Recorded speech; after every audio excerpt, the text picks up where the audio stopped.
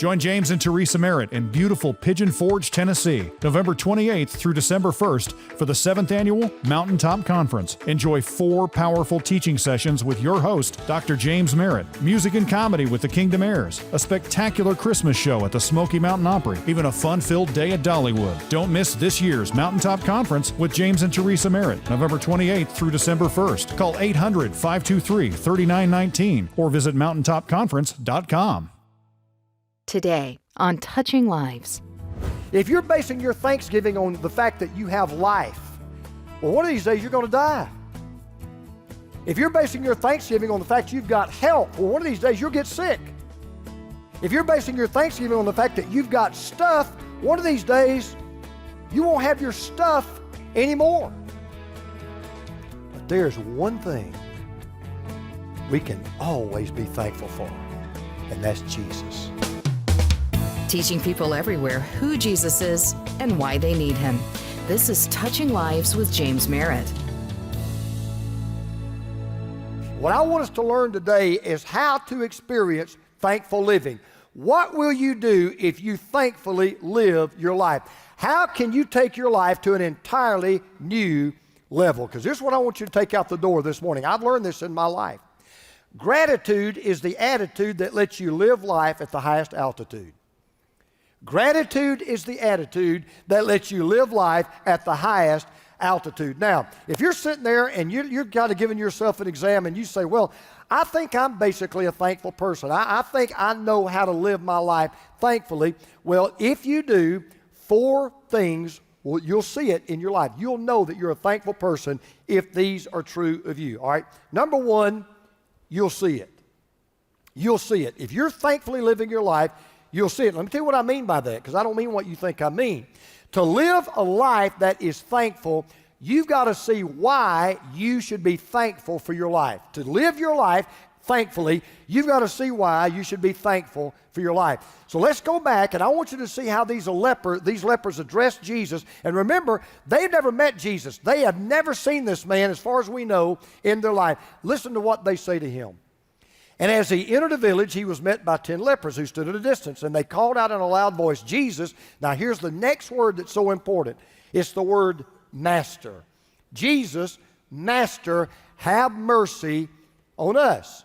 Now, not too surprising they knew who Jesus was, because at that day, he'd been doing this for about 3 years. His fame had grown, his reputation preceded him, and kind of everybody had heard about this man named Jesus. What is interesting is that of all the words they could have used to address Jesus, they called Jesus Master. Now, I'll tell you why that's kind of really unusual. Number 1, this word's only used by Luke. Matthew doesn't use it, Mark doesn't use it, John doesn't use it. Only Luke uses this word. Secondly, this is the only time that anybody other than a devoted follower of Jesus Christ ever addressed Jesus this way. And the word master literally means commander-in-chief. And when you called someone master, what you were saying was, you've got the authority to do something that ordinary people don't have the authority to do. And so it was a word that you just wouldn't use just for anybody, just on a kind of a serendipitous basis. And somehow, when they laid eyes on Jesus, they were absolutely convinced, you are the commander-in-chief. You're in complete command of life. You're in complete command of health. You're in complete command of death. You're in complete command of illness and sickness. You've got an authority that nobody else really has. And so somehow they just knew in their heart, you're not just the best hope we've got to get out of here. You're our only hope to get out of here. And so the moment all 10 of these men, look, watch this. The moment all 10 of these men are healed, nobody has to tell them who did it. They knew God had done it. They knew it. And we know now what these men knew then. We know that it's God that keeps us alive. We know that it's God that provides all of our needs. We know that it's God that answers our prayer. The question I want to ask all of us in this room right now, particularly in light of the Thanksgiving we're about to celebrate, can you honestly say every day of your life 24/7 that you really do see reasons why you ought to be a thankful person? And do you really see reasons why you ought to always remember who you ought to be thankful to? Every breath you take is a gift from God. And every beat of your heart is a gift from God. And if you just realize that even the very life that you've got right now is a result of the goodness of God, when you see that every day, you'll be thankful. Now, here's another way to show up in your life. Not only will you see it, you'll say it. If you're really thankful, you'll say it. Now, listen to verse 14. When he saw them, he said to them, "Go and show yourselves to the priest." And as they went, they were cleansed. Now, I want you to watch this. If you were to stop this story at this verse, if you just cut the rest of the miracle off right there, you would not notice anything unusual, because it reads a lot like every other miracle that Jesus performed, right? I mean, this is the way it kind of works. Jesus is walking along, minding his own business. Somebody cries out to Jesus, or somebody comes up to Jesus. "I've got a problem. Can you heal my problem?"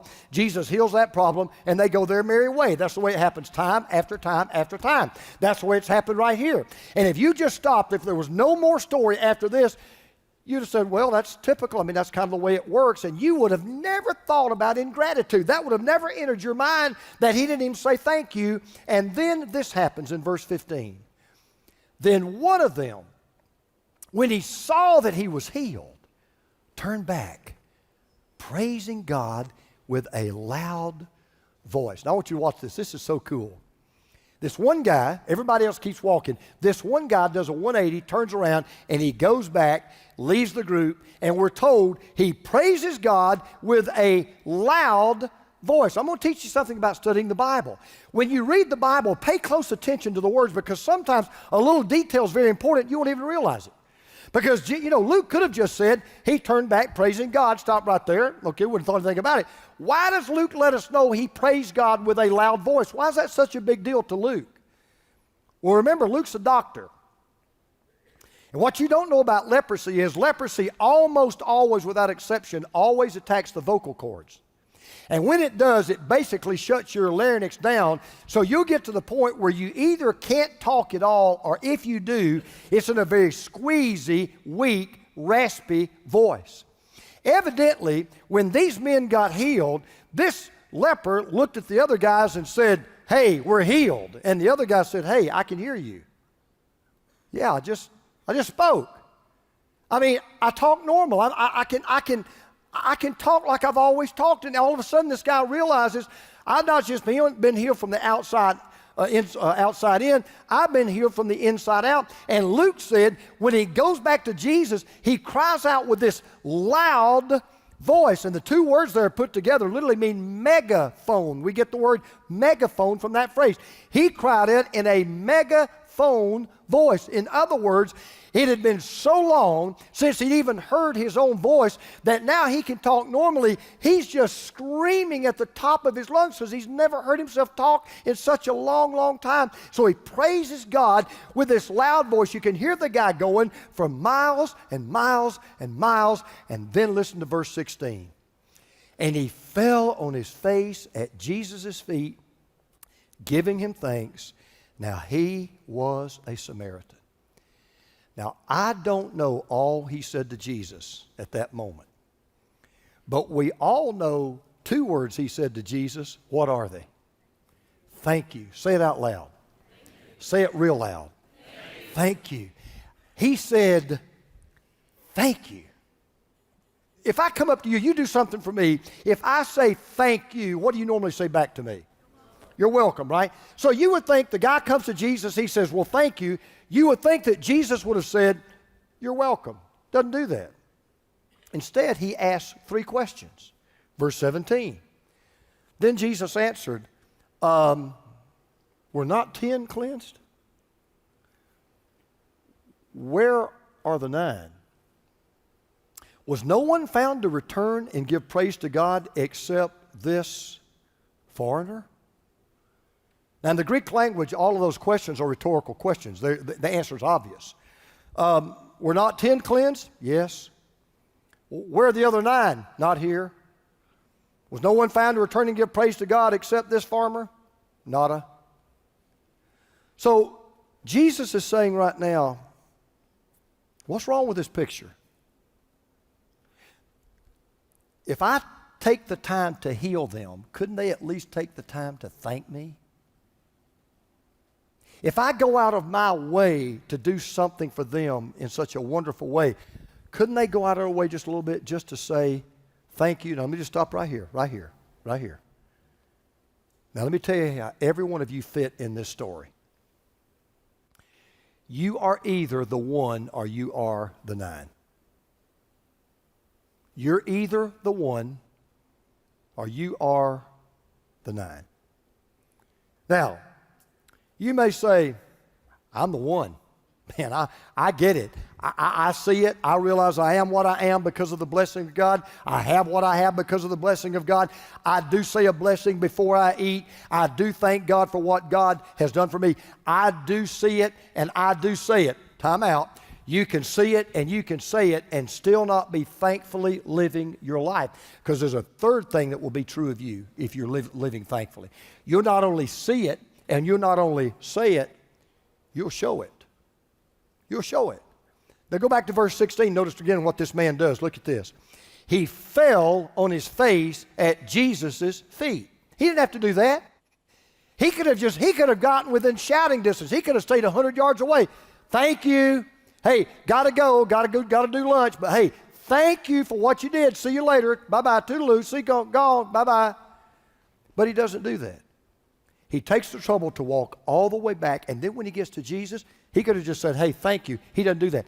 He falls on his face in the dirt just to say thank you.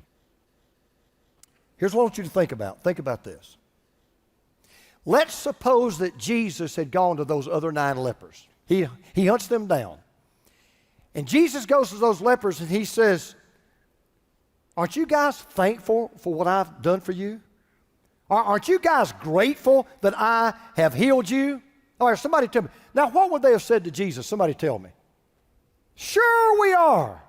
Oh, man, are we so grateful. Yes, we're so thankful. There's only one problem.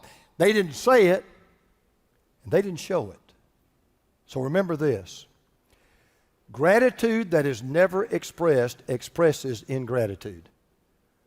Gratitude that is never expressed expresses ingratitude. Now, here's what I want you to see. Watch this. Do you know why the Samaritan came back and the other 9 guys didn't? It's real easy. It's not hard. Do you know why he came back and thanked Jesus and the other 9 didn't?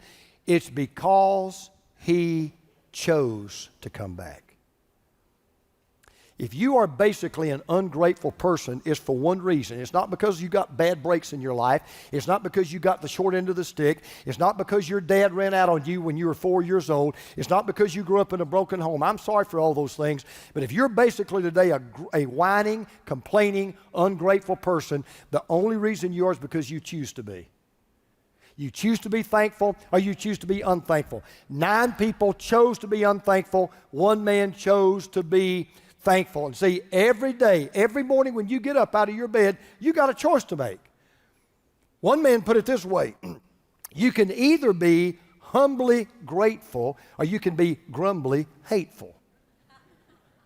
But you're going to be one of those 2 things every single day. And if you really are thankful, you're not just going to say it and not just going to see it, you're going to show it. You'll see it, you'll say it, you'll show it, and then let me show you the last thing that really will turn thanksgiving into thanks living. You ready? You'll share it. You'll share it. Now, when this Samaritan came back to Jesus and said, thank you, he didn't just say, you're welcome. Let's listen again to what Jesus said to this man. Listen to this. And he said to him, rise and go your way. That's important. We're going to see what that means in a minute. Your faith has made you well. Now, this is where I'm going to show you something I would not expect you to see because you don't know the Greek language. That's why some of us go to seminary. And you wouldn't get this, so I want to show you something. This really is not a good translation. I don't know why the ESV does it. It's pretty reliable. This really is not a good translation of that phrase in the Greek language. Jesus didn't actually say that. He didn't actually say, your faith has made you well. First of all, that wouldn't make any sense because everybody was made well. Why would he say you've been made well? Everybody got made well. That's not what Jesus said. The verb that Jesus uses for made well is not the word that's used for healing. This is a totally different word. The word that Jesus uses here is a word that literally means salvation. And what Jesus really said to that Samaritan was, rise and go your way. Your faith has saved you. Because you see, that Samaritan, when he came back to thank Jesus, he didn't just come back to thank Jesus. He came back to surrender his life to Jesus. When he fell in his face at the dirt, here's what he was saying to Jesus. I'm not just giving you my health. I'm giving you my heart. I'm not just thanking you for healing my body. I'm thanking you for saving my soul. And where all 10 of those lepers had been healed, only one of them had been saved. And see, here is the real sad part of this story. The sad part is not that the other 9 guys didn't say thank you. That's not the sad part. The sad part of the story is they had missed out on the greater blessing. Because if you understand the Bible, you know this. The greatest disease those lepers had was not leprosy. The greatest disease they had was what? Sin. Their biggest problem was not their body. Their biggest problem was their heart. And what is so sad is they had their bodies healed, but not their hearts healed. See, this is not a story about them. This is a story about us. The vast majority of people in Atlanta, Georgia, the vast majority of people that live in your neighborhood, my neighborhood, they get up every single day and they accept the good things from God, but they never accept the best thing from God. They get up every morning and they enjoy the light of the sun, but they never accept the light of salvation. They get up every morning and they drink the waters of the rain, but they never drink from the waters of redemption. It's so sad. This man had experienced both. He said, Lord, you didn't just heal me, you saved me. You didn't just take my leprosy away, you took my sin away. And what does Jesus tell him to do? Watch this. Rise and go your way. Now, why does Jesus say that? Watch this. I know this is not expressed in the text. I get it. But this is not hard to figure out. Where do you think this guy went? As soon as he left, where do you think the guy went? Somebody tell me. Where'd he go? Say it loud. I'm not going to, there's no wrong answer. Where'd he go? He had to go somewhere. He didn't go to the mall. Where'd he go? He went home. So he goes home, right? Goes to his family. Where else does he go? Somebody tell him. Where else did he go? Went to see his friends. Okay, somebody. Yeah, he went to his neighborhood. So he's going home. He's going to his family, and he's going to his friends. Now, when everybody sees this guy, what do you think they asked this guy? What do you think the first thing they asked this guy was? What happened to you? How in the world did you get healed? What do you think this guy said to them? You think he said, oh, I just met a man. He just said, go to the priest and I got healed. Well, he didn't say that. You know what that guy said? Oh, he said, I've been healed. But I didn't just get healed. I've been saved. You think I look good on the outside. You ought to see me on the inside. You see what Jesus has done for my body. Let me tell you what Jesus has done for my heart. I'll never be the same. I am not just physically different, I am eternally different. And I promise you for the rest of his life, he didn't go around talking about just the healing. He went around talking about the healer. And everywhere he went, you could rest assured, he was always telling people about Jesus. Because when you're really thankful for God and what God has done for you, you will share that gratitude and you'll share that grace and you'll share that God with other people. Let me tell you how this really works out. Do you understand this morning that if you are a follower of Jesus Christ, if you have a real relationship with Jesus Christ, you can always be thankful. No matter what, you can always be thankful. On the other hand, if you're not a follower of Jesus Christ, not only can you not always be thankful, you're probably basing your thanksgiving on the wrong thing. Let me give you an example. If you're basing your thanksgiving on the fact that you have life, well, one of these days you're going to die. If you're basing your thanksgiving on the fact you've got health, well, one of these days you'll get sick. If you're basing your thanksgiving on the fact that you've got stuff, one of these days you won't have your stuff anymore. But there's one thing we can always be thankful for, and that's Jesus. We can always be thankful for Jesus. So here's the question I want to ask you. I understand what some of you may be saying right now, and I'd probably be saying the same thing. You know, big boy, it's real easy for you to get up there and tell me to be thankful, but you know, you don't have to go to chemotherapy tomorrow, do you? No, I don't. Yeah, you don't have to go through a painful burn your skin radiation, do you? No, I don't. And you're not battling through a divorce right now like I am, are you? No, sir, I'm not. You don't have trouble making ends meet at your house, do you? You get to buy groceries and you got a comfortable life. Yes, I do. But my question to you is this. No matter what you're going through, and no matter how bad things may seem to be in your life, if you have Jesus, how can you not be thankful? If you have Jesus, how can you not be thankful? So let me close with this. This will be what I told Teresa. I said, honey, the last story will be worth the whole sermon. And she says, well, tell them so they won't leave before your story is over, okay? So, Teresa, I want you to go back to the back and watch and don't let anybody leave till I'm through with this story. All right, now look. True story. Trust me, worth coming for. This man, his name was Ed. Ed just died not long ago. There was a man named Ed, and he lived in Florida. He lived close to the ocean. And every Friday evening, every week of the year, every year, rain or shine, didn't matter, every Friday evening, you could watch and you could set your watch by it. Ed would drive up to the beach, park his car, get out. He'd stroll along the beach to this pier, his favorite pier. In his hand, he had a bucket of shrimp. And he'd go to this pier and he'd walk all the way out to the end of that pier, and he'd just stand there with that bucket of shrimp, just real patient, just staring out into the distance. And you'd wonder, what's this guy doing? And before long, you'd see what appeared to be 1,000 white dots that would come rushing toward him, screeching and squawking. And before long, there would be literally dozens of seagulls just at his feet. Ed would take that bucket of shrimp, and he'd start tossing those shrimp out to those hungry birds. And if you could get close enough and got behind him, here's what you'd hear Ed say. Thank you. Thank you. Thank you. Thank you. He did it every day for 31 years. Never missed a Friday. Every day. When he would finish with that bucket, he'd take the bucket, go back to the car, get in his car, drove home. Most people didn't see it around town, but every Friday, check your watch, same time, same station, same place. He got out every day, bucket of shrimp, walk to that pier, feed those birds. Thank you, thank you, thank you. People that didn't know him thought he was just an oddball, just kind of weird, just kind of strange. And he did that until the day that he died. And everybody thought he was Weird Eddie until they learned who Eddie was and they learned his story. Some of you will recognize the name, most of you will not. His name was Eddie Rickenbacker.